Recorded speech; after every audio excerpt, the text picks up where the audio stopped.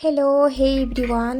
सकाळु सकाळु आज बहुत टेस्टी खाइबा इच्छा है। मुझे बेसी माने पूरा पेट पूरा खाइनी सकाळे जहाँ भी टे खाई दिए। तो आज भाविली रुटी और चना कषा बनैबी जोटा को आपण छोले भटूरे कहते। तो चलते छोले भटूरे बनैबा।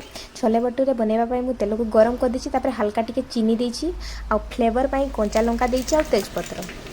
मैंने कंचा लंका देले ना छोले भटूरे फ्लेवरटा बहुत ही टेस्टी आसे। तो भल कि पूरा पियाज को भाजीदेवा जे मैंने जेहेतु आम चीनी देछु ना पियाजर कलरटा के सुंदर दिशि देखूँ। तापर अदा रसुण मुझे पेस्ट करी से अदा रसुण एड कर अदा रसुण को भल कि भाजी नेली। तापर गुंडा मसला सब एड करा हल्दी गुंड लंका गुंड जीरा गुंड सेगुड़ा को पानी देती भल कि मुझे एड करके आउ थे मसलाटा कषि नेली। आ ग्रेवीटा भल हाँपाई मुझे टमाटोटा एमती काटिकी देली ग्राइंडिंग करके मैंने ग्रेवीटा भल कि हो बोलती ताहले आम छोले भटूरेटा बहुत ही टेस्ट लगे।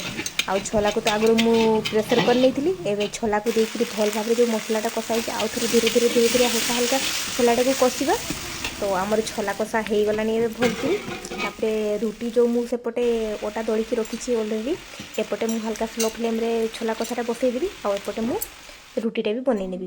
तो रुटी तावा हल्का गरम होगा दे दीची। आ देखो मोर केते सुंदर गोल रुटी होची कौन पाई ना मु आगुरु अटाटा दलिकी रखी थी तापरे एबे गोल करूची तेणु बहुत सुंदर गोल होची। तो रुटीटा फुलुची केमती सेटा मते देखिबा चलंतु। देखंतु मो रुटीटा गोल होची कि नै निहाती कमेंट रे जणाइबे हला जो माने भी मो ब्लॉग देखुचंती। आ जो माने सब्सक्राइब करि नांती से माने दयाकरी चैनल को सब्सक्राइब कर देबे। आमे माने नुवा क्रिएटर ना आपण माने जदि आपण माने आम मन को सपोर्ट करिवेनी माने ये सपोर्ट न गला ना आकु केमती बढ़िबा तेणु दयाकरी सब्सक्राइब करदेवे। और वीडियोटा भल लगुच कि नहीं सेटा मध्य जनइबे।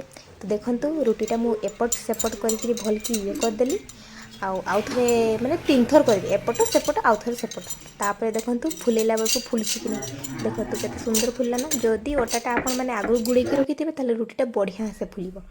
टेस्ट करके देखुची एबे पूरा बढ़िया टेस्ट लगुच। जदि वीडियोटी भल लगिला निहाती भाव में सब्सक्राइब करेंगे।